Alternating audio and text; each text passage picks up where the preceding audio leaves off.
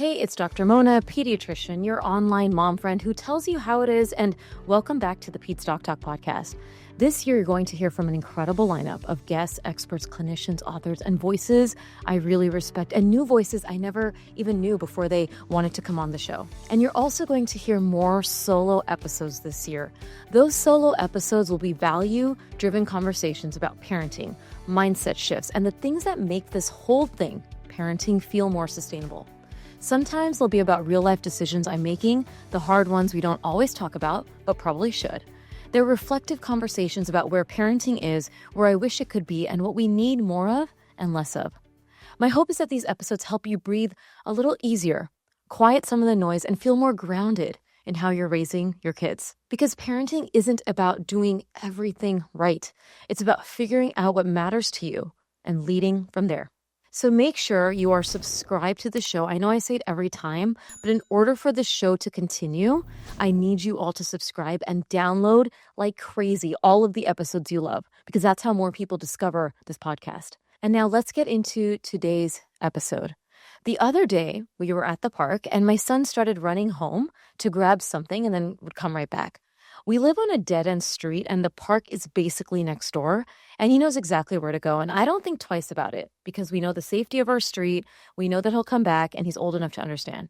And then someone who we know at the park who knows where we live said, "Hey, he's running away." And I said, "No, he's going to our house. It's okay." And they weren't being rude. They weren't angry. They were just concerned. But that comment stopped me because he wasn't running away. He was running home. And for me, that's safe. I started noticing the looks, that pause, that unspoken question of, wait, you're really letting him do that without you? Yes, I am. Not because I'm careless, but because he's capable, because the environment is appropriate, because independence doesn't show up one day. It's a developmental skill, and kids build it through small moments like this. Every time a child handles something age appropriate on their own, they learn, I can do this. That builds confidence for kids, and it builds trust for parents. And that's when it started to hit me. This would have not been a moment in the 90s. I'm a 1980s baby, so if you're a millennial like me, you probably remember this. We were outside until the street lights came on. That was the cue. Time for dinner, time to go home. Our parents weren't tracking us constantly. They trusted the neighborhood, they trusted the community, and we learned how to function in the world because of it, and with a lot less anxiety. Now, parents often say, well, it's just not safe anymore. But is it? Here's the thing. It's not that the world suddenly has become more dangerous. It's that we're exposed to every bad thing all the time. Social media gives us information avalanche of worst case scenarios. Those things existed back then too. We just didn't see them nonstop. They're happening at the same rate. What changed isn't safety, it's anxiety. It's the information overload. And that anxiety makes parenting feel exhausting. And frankly, kids feel it and parents carry it. What's changed isn't the world, it's the amount of fear we're asked to hold, the amount of fear we have access to. And a huge source of that fear of failure, that fear I'm not doing right, is comparison. In the 90s, comparison had an endpoint. Your kids went to school, you went to work, you saw people at social events, and then you went home, your sanctuary. There was separation, there was quiet. You weren't watching everyone else's parenting or moves in real time. And kids weren't watching every other kid's dance moves, vacations, outfits, or lives play out on a screen. Now, comparison lives in our pockets. It follows adults and kids everywhere. There's no break, there's no reset, there's no off switch. And when comparison never turns off, anxiety fills the space. And this is also where bullying has changed. I was bullied in junior high, a group of mean girls talking about me, whispering, excluding, and it was hard. But when I went home, I felt safe. I didn't have to hear it anymore. I had a home where I could decompress, friends outside of school, a small circle that grounded me. Home was an escape. Now, for many kids, bullying doesn't stop when school ends. It follows them home. It shows up in group chats, comments, screenshots. Kids don't just experience bullying, they carry it with them all the time, even when they're home. And that matters because when there's no break, there's no reset. And when there's no reset, it can really hit our self-worth. So how do we bring some of that old energy back, that 1990s vibe in a digital world? We protect home as a safe space. We don't rush kids into constant online access. We delay social media. We talk openly about what they see and how it makes them feel. We help kids build identity and confidence offline, so their worth isn't decided by likes algorithms, follows, or group chats. And we remember that self-worth doesn't come from comparison.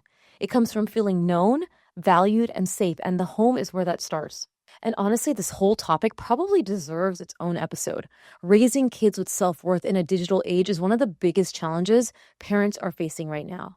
But for today, the takeaway is this: comparison and constant awareness and information overload make everything louder. And when things feel loud, our instinct is to do more, manage more, and fill every quiet moment. And that's where overscheduling creeps in. In the 90s, most kids had one thing, if that: soccer season, maybe dance. The rest of the time we played, we wandered, made things up, or complained that we were bored, but from the boredom came the confidence and creativity to learn something new. Now a lot of kids move from one activity to the next. Practices, lessons, enrichments, all stacked together. Parents feel pressure to fill every open space because empty time feels like falling behind or like you're not doing enough. But kids don't build confidence from being constantly managed or scheduled. They build it when they decide what to do with their time, when they solve small problems, when they experience frustration and learn to work through it. And honestly, we as parents benefit from this too. Let's look after ourselves. Less driving, less rushing, less logistics, less feeling like you're failing if the calendar isn't full. More time to actually enjoy your kids instead of managing their schedules. So what do we do about it? We choose fewer activities. We don't fall into the trap of achievement culture. We protect open time. We stop treating boredom like an emergency and start seeing it as a skill. Doing less is not falling behind. It's letting childhood work. And when we don't know how to sit with that empty space, screens are usually what can fill it. And screens are probably one of the biggest sources of debate and defensiveness in parenting right now. And I want to say this up front: we do not follow official screen time rules perfectly. And I'm the first to admit that. Screens are part of our life. Heck, many of you are listening to or watching this on a device right now. I use my phone for Peds Doc Talk and my job every day. Technology is not the enemy.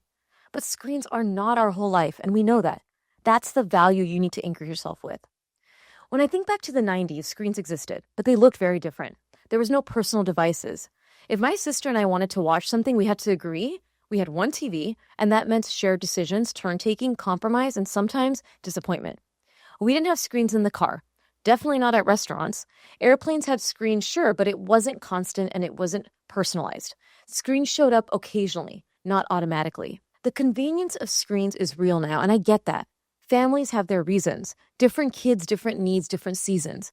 This is not a don't use screens message. This is a intentional use message. Before reaching for a device, I asked myself, could I parent this moment the way we did in the 90s? Could I not introduce this screen and still be okay? Could my child wait? Could they observe? Could they just exist in the space that they're in? You might surprise yourself. In our house, we use a shared TV, not personal devices. The kids decide together what to watch.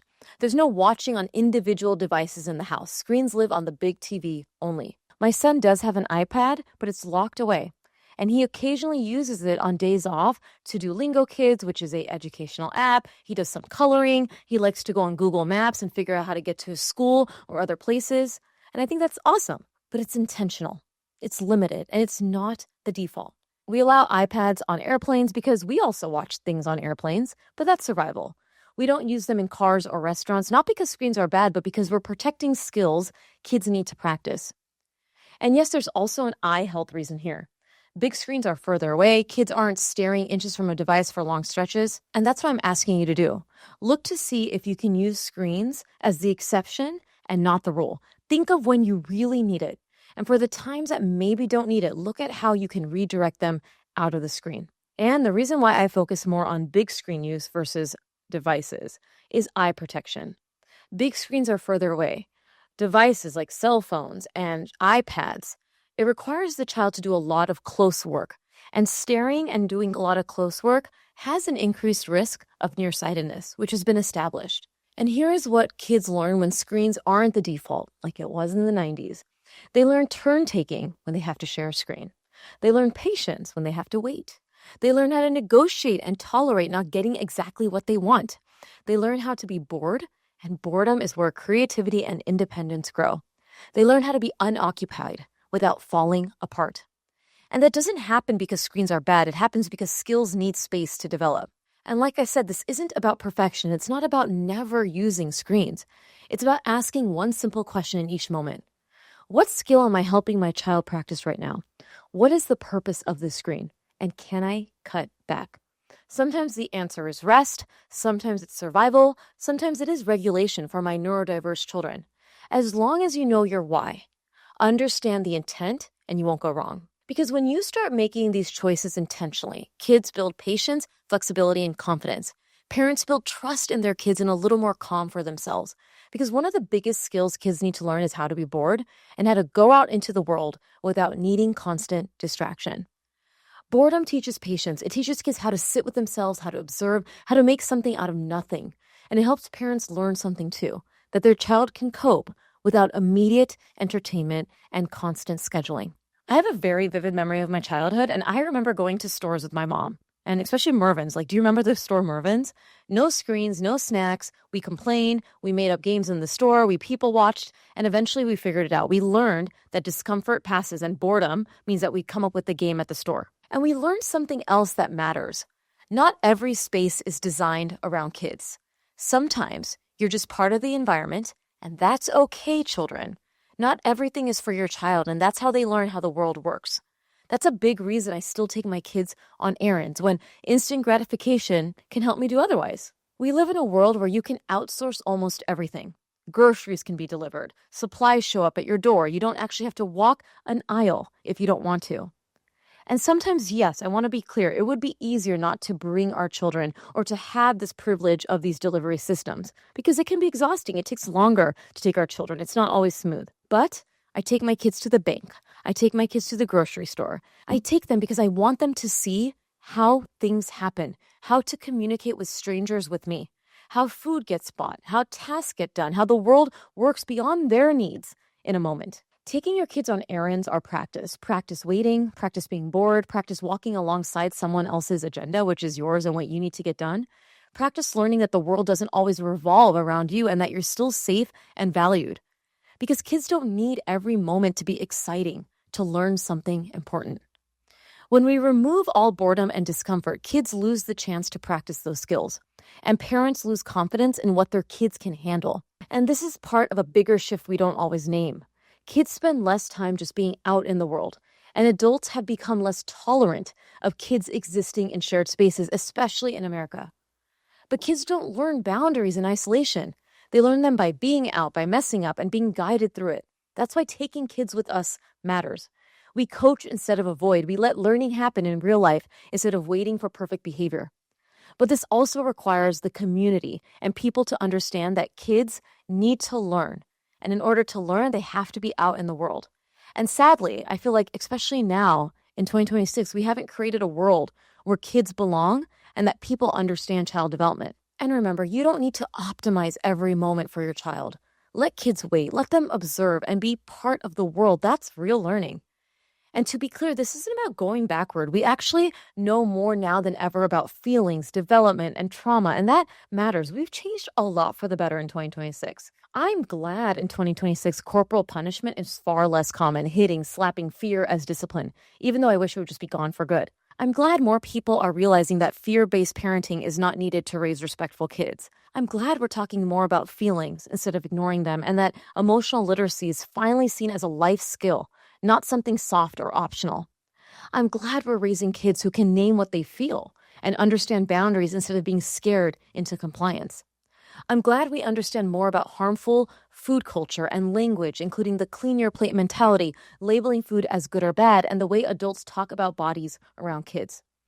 I'm glad we're moving away from controlling kids' bodies and towards teaching autonomy, consent, and trust in feeding, in touch, and in movement. I'm glad more parents are questioning hustle culture, achievement culture in childhood, the pressure to optimize kids, and the idea that busyness equals good parenting. I'm glad we're starting to understand that kids don't need constant praise or pressure to perform. They need connection, predictability, and leadership. I'm glad we're talking more openly about parental mental health, burnout, and the reality that caring for parents is part of caring for kids. I'm glad we're learning that discipline is about teaching, not punishing, and that limits can be firm without being mean. I'm glad more parents are realizing that perfection was never the goal and that repair, reflection, and growth matter more than getting it right the first time. This part is progress, and we don't need to lose it in 2026. But emotional awareness doesn't mean removing all discomfort, and it doesn't mean kids never struggle. You can help kids name their feelings and still expect patience. You can validate emotions and still hold limits. You can be compassionate and still lead. The goal isn't to raise kids who never feel hard things, it's to raise kids who know they can handle them. So here's the permission part. You need to do less scheduling, less managing, less filling every moment. A calmer, less packed childhood helps kids build confidence, patience, and independence, and it helps parents feel less burned out and more present, just like in the 90s. And you don't need to parent exactly like it's 1996. We've learned a lot since then, but you can combine what we know now about emotional intelligence with what worked back then. Trust, community, boredom, space, less anxiety. Back then, kids weren't optimized. They were trusted. They had room to be bored, room to struggle, and room to figure things out with adults nearby, not hovering over them. I'm scared that in 2026, we have created a culture of hovering parenting. Not necessarily helicoptering, but hovering in the sense that we want to control every aspect of our child. Are they meeting milestones? Are they doing well in school? Are they doing this? Are they safe? Am I doing this right by my child? Is all of this making sense? And with all of that comes a lot of parental anxiety. And that is not doing well for you, and that is not serving well for your child. We don't need to recreate the 90s. We just need to remember that kids grew because they were allowed to. Parenting didn't get harder because parents don't know what they're doing now. It got harder because there's more noise, more opinions, and more pressure to do it all at once and to do it perfectly. And here's what I want you to hear. Parenting was never supposed to be perfect. It was always messy. You're learning in real time with a real human who keeps changing. Of course, you don't have it all figured out. The problem isn't that parents are doing it wrong. It's that we're being told there's a right way for every single moment. And that's not how parenting works. You're not meant to follow everything. You're not meant to know everything. You're meant to choose a few trusted sources, maybe a couple books or professionals or friends that align with your values, and then actually live your life. Filter information through what matters to you, not through fear. Parenting works better when it's grounded in values and not perfection, when you're allowed to adjust, repair, and learn as you go. And that's not failure. That's the process of being a parent. And that's how we bring joy back into parenting in 2026. If this episode gave you a new perspective, helped you breathe a little easier, or rethink how much pressure you're carrying, I'd love for you to stay connected. Make sure you're subscribed to the podcast so you don't miss future episodes, especially more of these Finding Joy conversations and our upcoming special guests coming on the show. If this resonated, download the episode and share it with a friend who might need to hear it. And if you share it on social, tag at the Pete's Doc Talk podcast and Pete's Doc Talk so I can see it and share it too.